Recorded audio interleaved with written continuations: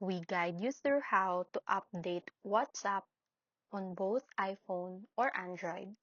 So the first thing you need to do is to open the App Store, tap your profile icon at the top right, scroll down to available updates, find WhatsApp and tap Update, or simply search WhatsApp and hit Update if it appears.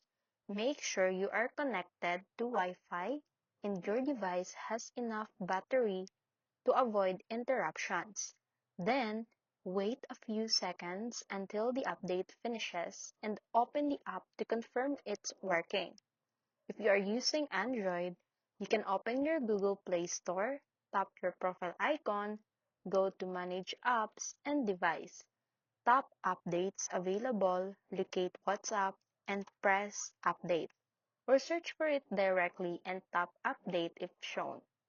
If you don't see an update button, it means your app is already on the latest version. But you can also enable auto updates so this happens automatically in the future. After updating, open WhatsApp, check for any new feature or changes, and you're all set with the latest version running smoothly.